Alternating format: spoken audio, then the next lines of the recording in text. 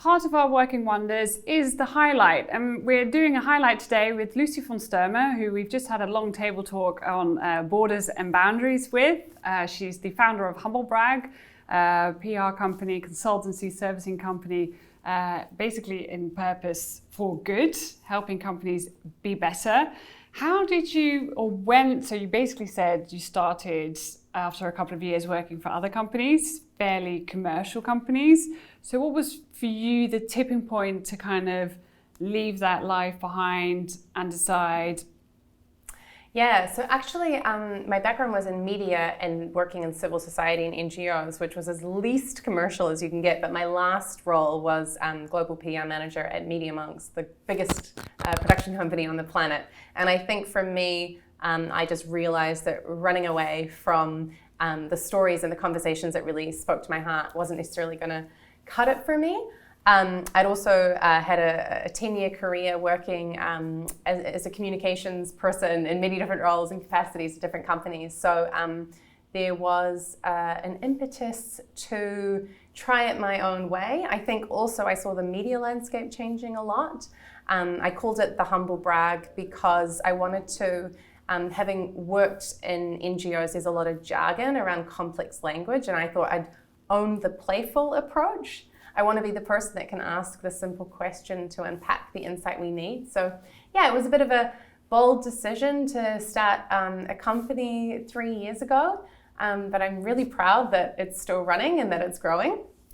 And I think also as a young woman, obviously noticing that the landscape was changing, that there's a call for new voices. Whilst I knew that I didn't have all my ducks in a row, that I was going to be figuring it out as I went along, I thought, you know, now's a time like never before to just to learn and be part of a new conversation. So to be a founder and to figure it out as I go along. I was 27 at the time, and I think that being a woman also, I realized that there was perhaps a ceiling in front of me and that I wanted to avoid that. So I was thinking long term about my career and how to future-proof my own leadership and rise. And is there anybody that you looked at specifically, or is it also because definitely. You say like I feel like I had to, you know, I saw maybe a lack of voice? No. So how would you bring that back to role modeling? Or yeah, I mean, to be honest, you know, at the time, especially when I started to work in the creative industries, I did notice some women, Kerry Finch, for example, be provocative and raise their voice. And that inspired me to think, yeah, there is a place for a woman owning their power and for being a bit of an agenda setter. I think there can definitely be more of us, especially female entrepreneurs. I think I have so many role models. I think reading Arianna Huffington's books when I was in my 20s was hugely influential. And obviously being a part of the Next Woman is full of role models. So I think that, you know, it's just a different time when we need new voices and young entrepreneurs, I think, to talk about our changing world. So you were just saying, you mentioned setting the agenda. Yeah. If it were up to you, what would the global agenda be about?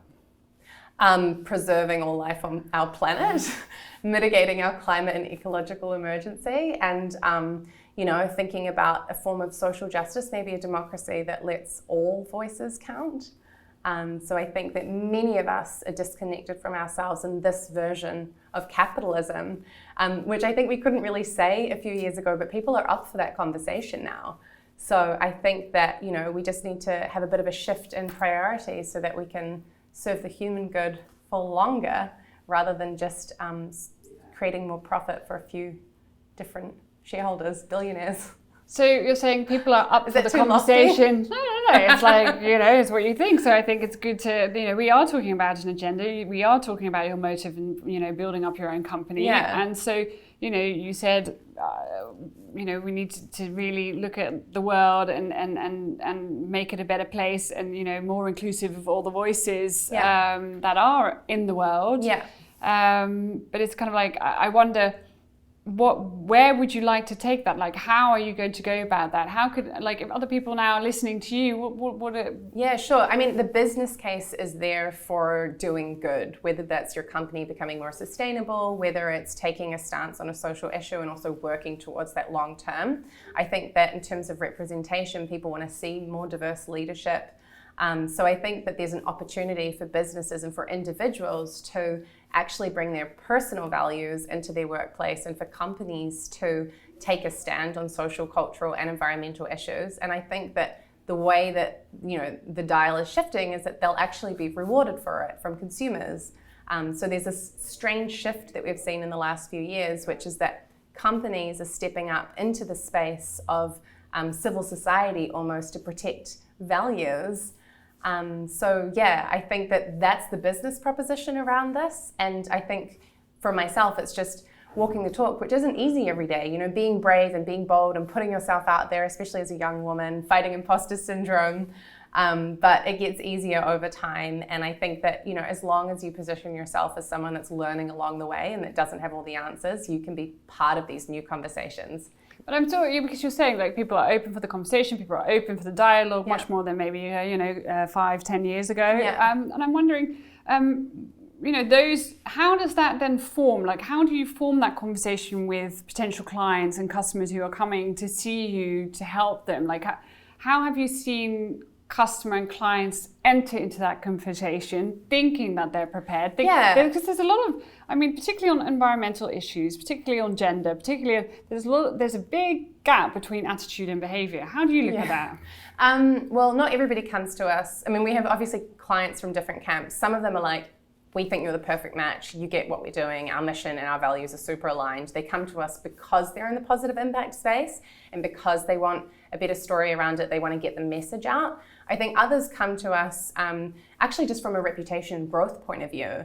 And then along the way, we're able to present the business case, we're able to present our values, we're able to identify different voices in the company. And we ourselves have to be the agenda setters to say, actually, I think that it's more beneficial for the company if Linda, who's been on a marketing manager role for 5 years, she's actually the expert. Let's create a point of view around her knowledge. Let's get her on stage and let's start to change things. And then, you know, power does change through visibility.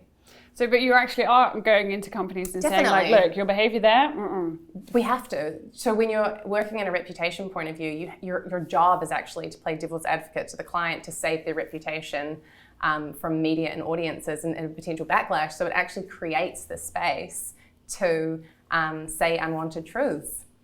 And so what is that for, like, you know, you said the impact companies that are already, you know, their values are aligned, their attitudes are aligned, their behaviors are aligned, but yet they still have to come to advisory board. Let me put you down as an advisory board then, or an advisory consultant. As in, like, okay, how do I get my message? How do you really, because it's like, you know, somewhere they have understood that they're preaching to the choir, but in the need to really bring that across to a wider audience, how do you scale up positive impact? Yeah, I think that a lot of solution holders and entrepreneurs are busy doing the work, and they're aware that they need to be building their visibility, but it's not, you know, they don't have the time. So I think that we're able to translate messages into simple language, of course, creating exciting activations. So what can we do that's really going to make people care and want to ask questions about what your company does or what you stand for? How can we think about that in the most exciting way possible, which for us is always with a media lens. So how do we sell this into a journalist? And journalists are critical. They don't want to receive press releases about your product. They want to receive news. So our job at its best is how can we literally create newsworthy moments? And then companies have to invest in creating that impact, whether that's an activation, a creative concept, an artistic, you know, a representation of what they stand for. So let's be concrete. Which give us an example of what? Yeah, so for example, we helped Dopper, which obviously, you know, the message is the bottle, take their mission further by concepting and coming up with a creative launch, which was an art piece in the Trope Museum that was how do I call it? taster of the plastic soup in the Pacific garbage patch. It was kind of encapsulated, and that was a creative and exciting launch to bring the message of Dopper to a new audience. We pitched it into titles like Fast Company, and it got covered. So that's a major US publication. That's millions of eyeballs. That's just one example of how we might work with someone to get their message out there. But it's interesting to see, because those are the companies, you're really talking about a product-driven company who's been impacted severely also by COVID. Yeah. So how would you help a company like that continue their positive impact? They're doing good. Yeah, I mean, I think for a company like Dopper, they're already on the right track. They're a B Corp. They have a team dedicated to this. For us, it's also about knowing our place. So as long as we're doing a bit of a sanity check and saying, like, is the message that you're communicating real? Are you actually committed to this for a longer period of time? Then our job is one of creative amplification. I think if a company suddenly wants to take a stand on a social issue, then it's a whole lot more work, because it's also like, how can we start to actually have more influence within your company to make sure that you are set up for doing the work around this cause, and also for a long time. So it's not just that you come in and tell a story. It's definitely, actions speak louder than words. So how can we make sure that companies are being credible? Yeah, because I was actually at the table, an earlier table talk. Yeah. So it was interesting to see, like, how would you, because you took him as an example, as such a concrete example. Yeah. And, he's like so many companies, has been really hit badly, by the COVID. And a lot of clients have. I think a lot of people have. But all I can say is that, the time has never been more ripe for having a point of view and having a voice and having a purpose. I think if you're coming along in the time of COVID and your messaging is just business as usual, or your product is business as usual, I think if you haven't found your bigger contribution, when people are worried about healthcare workers and real issues, it should provide some space for soul searching. And I hope that some companies that are contributing to just incessant growth without creating any positive impact, that they also see the repercussions of consumers no longer supporting them. Well, I think, that's a very good point that you're making, because I think at the end of the day, maybe people, because of COVID and Corona and because of health, are much more aware of, like, the importance of living a healthy life, but then also, having a healthy life implies having a future to look forward to. Also, in a healthy globe and a world that functions in a better way. Definitely. So thank you for being here again. It's been great, and we've learned a lot. And thank you for this conversation. Thank you. Working wonders.